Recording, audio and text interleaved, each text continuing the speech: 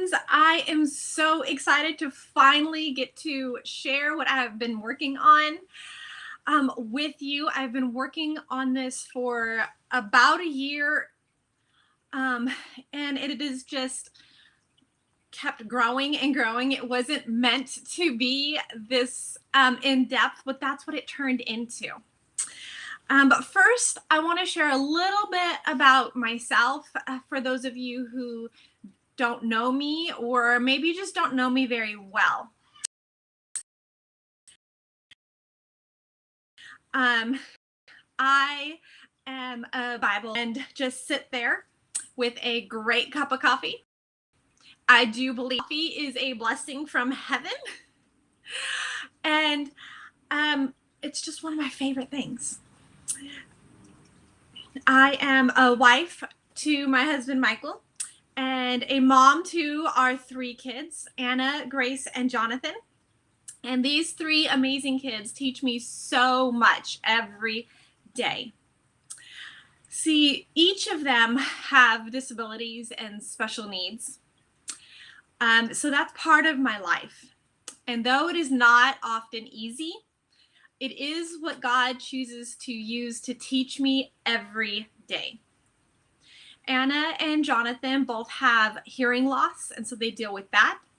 Jonathan has also dealt with some anxiety, likely related to the hearing loss, or it grew out of it.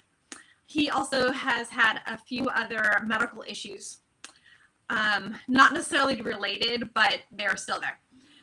Grace, my middle daughter, has Down syndrome, and she has a few other medical issues as well that we have to keep an eye on. But being a mom to kids with these disabilities and with these special needs has taught me so much. Most of all, it has taught me God's heart as He draws near in the middle of these days and walks with me. I often get told that I need to write a book, and I finally did. Only this book is not about me or my story, although maybe one day I would be able to. And I kind of hope to get to share my story, but most of all, what God teaches me through it. But this book is about what I love most. It is about Jesus. My favorite place to be is at my table with all the books open, and I have a lot, and a good cup of coffee. I will spend all day there if I'm allowed. It truly is just my favorite place to be. Let's see. I lost my place. I simply love the story of the Bible. I love to tell people of God's love. And the cross stands at the center of all of it. That is what this book is about. It is about the Easter path. A few years ago, a friend of mine introduced me to something he called the Easter path. It was an interactive time of reflection that focused on this week. They were set up as stations around the church. As you quietly made your way, you would stop at each one. You would read a passage and get to interact with elements from the story, whether it be the elements of the Last Supper, touching the thorns on the crown, or taking a hammer and nailing the nail into the piece of wood. I instantly fell in love with this. I'm a very visual, interactive girl, and I would look forward to this every year as we began to prepare for Easter. Well, last year, as I once again participated in this time, I had this great desire to share the Easter path with as many people as I could. I had a few of my paintings that already depicted pieces of this story. And this would be my way of getting to share it with more people.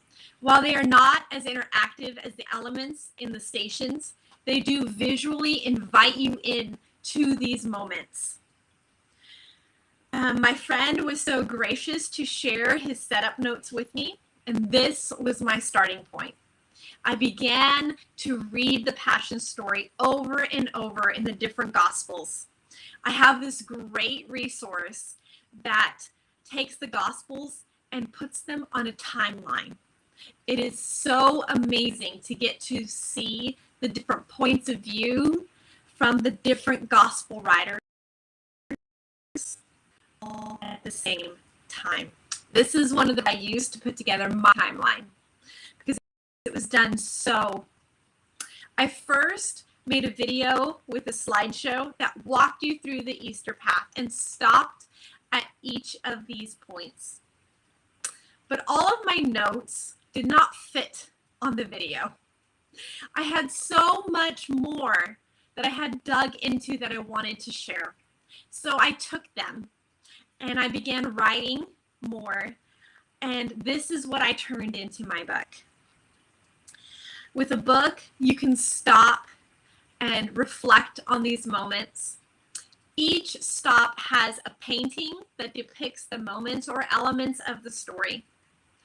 It has a passage written, a reference given to you to read in your own Bible, because that is the most important place that we can be, is in God's word for ourselves. And then I share a little bit about what I hope these paintings are teaching and the stories that they are telling. I hope that as you read this book, you get to interact and experience the Easter story in a brand new way. I will drop some links for you to find it, the video, the book, and all the things. I will talk to you later. Bye.